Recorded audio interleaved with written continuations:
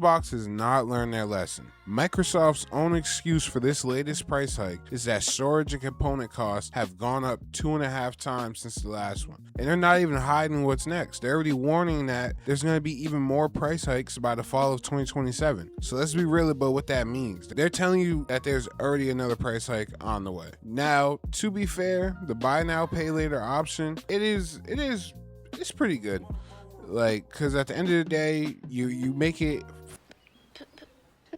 Today, Junior? 4 payments. It's short, it's interest free. You get a brand new console out of it. Like, I feel like that's perfectly fine. There's no problem with that. Actually, I applaud them for doing that to get more Xboxes in people's hands. But here's what's wild. This isn't even hike number 2. This is hike number 3 in about 12 months. And in their own letter, Microsoft straight up admitted we hope another price increase would not be necessary. They know how this looks. That payment plan is basically a way of softening the blow from another price hike that we know is coming. And it's not just Xbox. PlayStation, Nintendo, Steam have all raised their prices for the hardware. Now, around the same time all this is going on, Xbox's CEO Asha goes on record saying gaming is becoming unaffordable for players. She blames rising costs, competing subscriptions, the attention economy in general. And honestly, I'm gonna cut her some slack on this one, because the real cause behind all this is not even really Xbox's fault, it's the AI companies. Samsung signed a deal with OpenAI for a massive chunk of global memory just to feed AI data centers, really, and because of that, RAM prices have gone up roughly 90% in a single quarter. Standard RAM kit that was $90 was now selling for $350 a few months later, and I'm still seeing them now for like $400 or $500. 350s on the low end with like 5600 megahertz, not even the 6000, so something to consider. Then you have people that are supposed to be making consumer RAM, they straight up just shut the whole shit down. So it's gonna be even worse in the future once we run through all the RAM that they had supplied before. This isn't really a gaming industry problem. It's a global memory shortage because AI companies are just taking up all the supply for data centers that they don't even have built yet. And as far as I remember, the RAM is made differently. So it's not like it's just 1A, 1B type situation. Like, this is an apples and oranges comparison between AI RAM and regular computer RAM, at least to my knowledge. It's a world problem at this point, because RAM and CPUs are used in cars now, in your computer, in your phone, in your TV. Like, bro, literally in some people's ACs, in some people's homes. It's just collateral damage at this point. So when Sharma says costs are rising, she's actually right. The real question is who we should actually be blaming. And it's not really her. I blame the government as well. Between AI and the government, because you gotta think about it, with these tariffs, that's what allowed the initial spike of RAM and shit. And then you had OpenAI do that shit, and that's when price went through the fucking roof.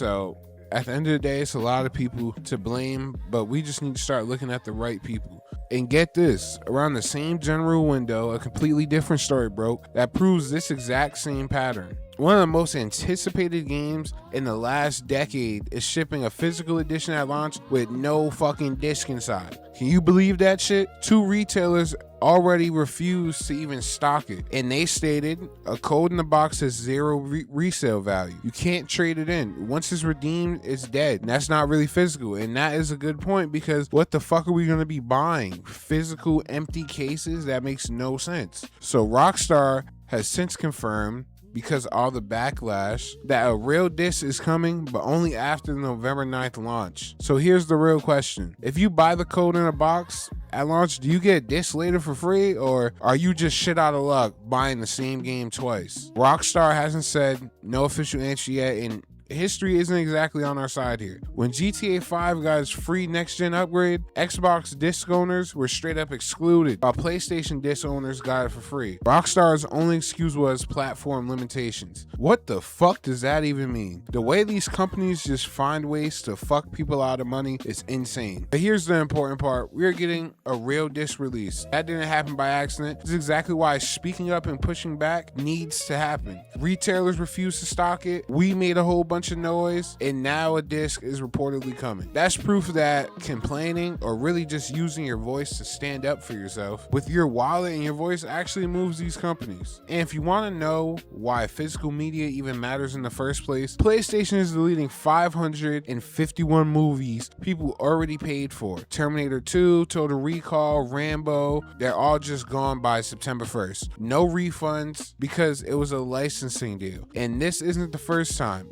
It happened in 2022, happened again in 2023, and now it's happening a third time. So once again, this is why it is very important to own your shit. Because I remember they took a PS4 game of mine, my library, and only gave it back once I put my account on PS5. I then saw it again in my library. So I don't know. And another thing with GTA, I wouldn't be surprised if they did want these people to pre-order with everything, get these codes, and because people want the game so bad, they're trying to triple dip. Because if people were willing to pay $200 for this game, like by itself, then I just genuinely feel like people will go and buy the digital version. Then when the disc drop, buy the disc version. And when the PC version drops, buy the PC version. I would not put it past people to do that shit. And this is the same exact playbook they already ran. People already proved they'll pay $200 for GTA 6 Ultimate Edition. I don't see why Rockstar would hesitate to sell it to us again on PS6. And then again with an enhanced PC version after that. Yo, and then some industry analyst was talking about some shit that genuinely pissed me the fuck off.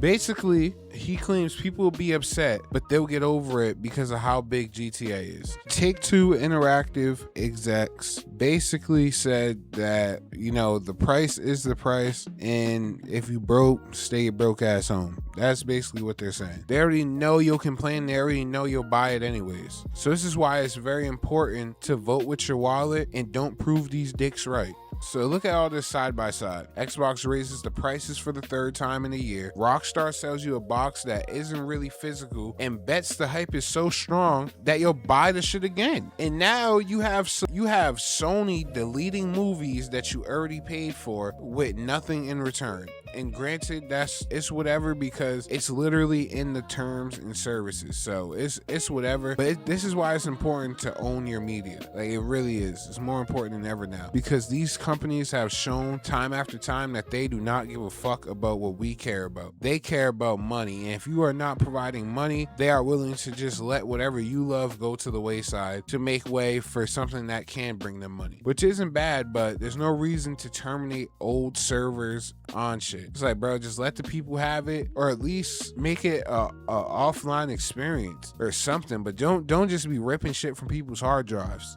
Like in multiplayer games, bro, at least just do a final update. At least put in fucking random AIs in the world of varying difficulty, so that way people could at least get a feeling of what they once had. Like, but to just leave people empty-handed, no longer being able to enjoy that experience, that's just not right because they paid money for that, not knowing that things were gonna get terminated just because it may not be as popular as it once was. Different companies around the same stretch of time, same exact playbook, give you less, charge you more, and count on you being too excited or used to it to say anything. We already saw proof this year that pushing back actually works. Retailer said no, fans said no, Rockstar gave us what the fuck we wanted. That's it. That's the blueprint. So if we keep paying without saying a word, this is the floor, not the ceiling. It gets way worse from here, but it doesn't have to. So just be conscious about what you do with your wallet, because what you do affects the next person more than you know. So yeah, nonetheless, I'm out, bruh.